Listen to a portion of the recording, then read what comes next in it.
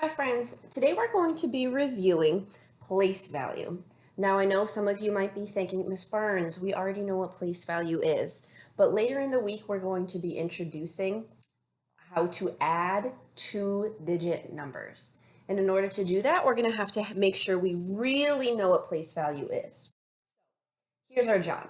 We're going to be reviewing one NBT2, and by the end of this video, you're going to be able to identify a bundle of 10 ones as a 10. Think of that as when we're taking our 10 straws and putting them together with a rubber band. We'll go over that. You're going to be able to use place value to determine, that's to be able to say, the number of tens and ones in a two-digit number. And you're also going to be able to draw a picture to represent a two-digit number. Now, before we get into using manipulatives and objects, let's talk a little bit about place value. Now, place value is two words, and we can break up each part of that term to better understand what it is. The place, when you see the word place, you should be asking yourself, is the digit or the number in the tens or the ones place? If it's in the tens place, that's telling us how many tens we have. If it's in the ones place, it's telling us how many ones we have. Value is just a fancy way of saying how much is that digit or number worth.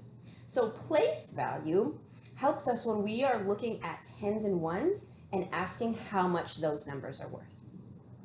So 10 ones is equal to or the same as 1 10. Here I have 10 ones. You can count them with me. 1, 2, 3, 4, 5, 6, 7, 8, 9, 10.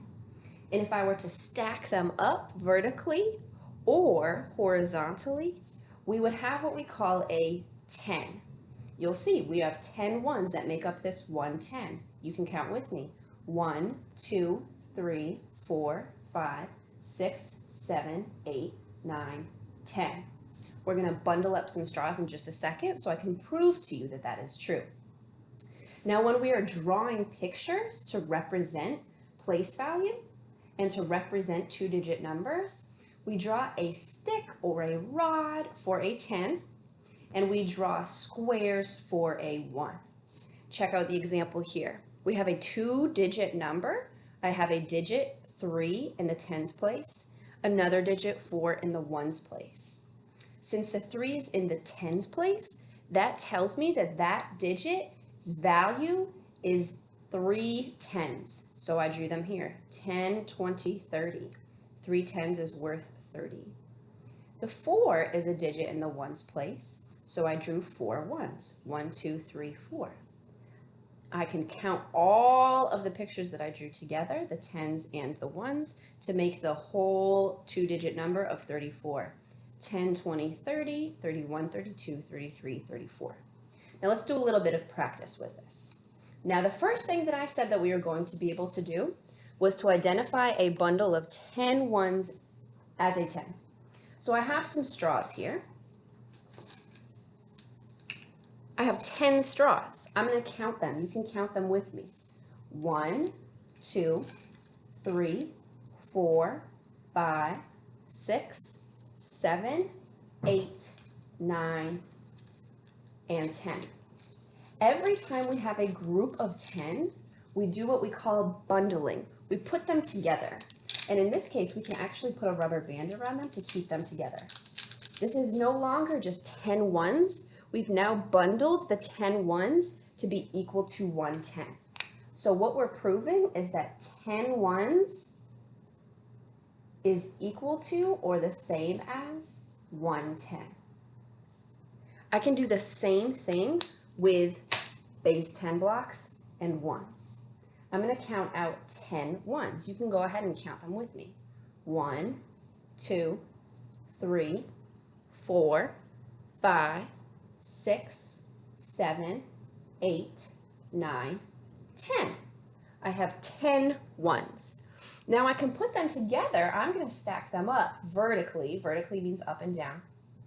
And I'm going to make it look like a base 10 block. And I bet you if I put my 10 ones, all I'm doing is stacking them one on top of each other.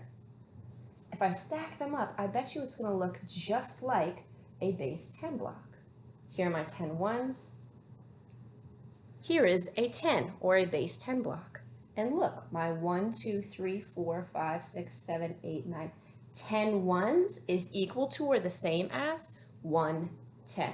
These two are exactly the same. Okay, so now that we know that a bundle of 10 ones is the same as 110, we're going to use place value to figure out how many 10s and 1s we have in a two-digit number, and we're going to draw pictures that represent that two-digit number. Let's start with a simple number, a teen number, like 17. Now, the first thing that I want to do is think about place value. Something I can do to help me with that is actually put my number 17 into a place value mat or chart. I've divided up my number 17 to show the tens place and the ones place. So now I know that the number 17 has one group of 10, and 7 leftover ones. I can now draw a picture to show this. Remember that we said that we can draw pictures to show two-digit numbers. I'm going to draw a stick or a rod for the tens, and I'm going to draw squares for the ones. So if I'm going to show 17 in a picture, it would look like this. 110, my stick or my rod, and then I know that I have 7 ones. So I'm going to draw 7 squares like this. 1, 2, 3, 4, 5, 6, 7. I have 110 and 7 leftover ones. I'll bet if I start at that 110 and count on my leftover ones, I'll get the number 17. 10, 11, 12, 13, 14, 15, 16, 17. 17 is made of 110 and 7 ones. Awesome, let's try another one. The next number that we're going to try, remember these are all two-digit numbers, is 25. I want to be able to tell exactly how many 10s and how many 1s are in this number, and I want to be able to draw a picture that represents the number 25. The first thing I'm going to do is draw myself a place value mat or chart to help me figure out how many groups of 10 I have and how many leftover ones. So here's my 10s place, here's my 1s place. That reminds me that I have 2 groups of 10 and 5 leftover ones. I'm going to draw it. Remember that we draw sticks or rods for our 10s and squares for our leftover ones. So 2 sticks or rods to represent my 2 groups of 10, 5 squares for my 5 leftover ones.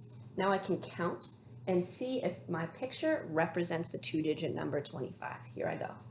10, 20, 21, 22, 23, 24, 25. So 25 is made up of 2 10s and 5 1s. Now if I were to ask you, how many groups of 10 are in 25? And one of my friends said, I know, it's 20. Be careful. Yes, 25 has 20 inside of it, but it does not have 20 groups of 10. It has 2 groups of 10. Those 2 groups of 10 can be broken down into 20 ones. So make sure that you're being very careful with the language that you are using. Now let's work with one final two-digit number, 50.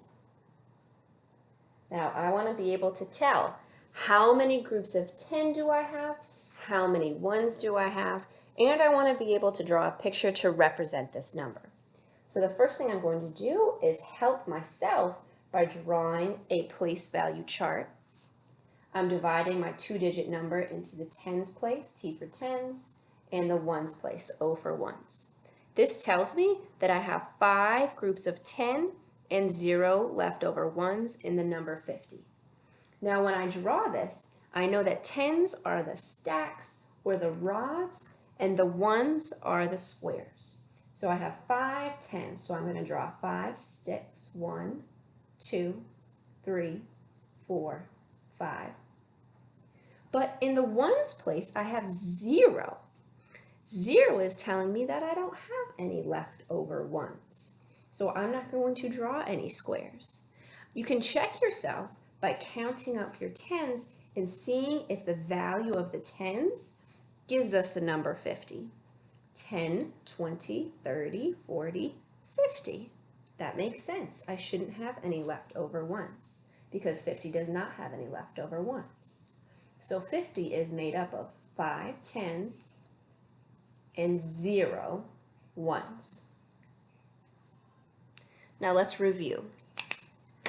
Our job today was to make sure that we could identify a bundle of 10 ones as a 10, that you could use place value to figure out the number of tens and ones in a 2-digit number, and then draw a picture to represent that 2-digit number.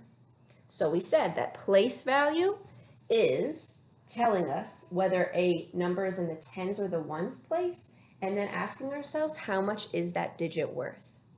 We said that 10 ones is the same as 1 10, and we proved that by taking 10 individual or loose straws and then bundling them up and trading them for 1 bundle of 10.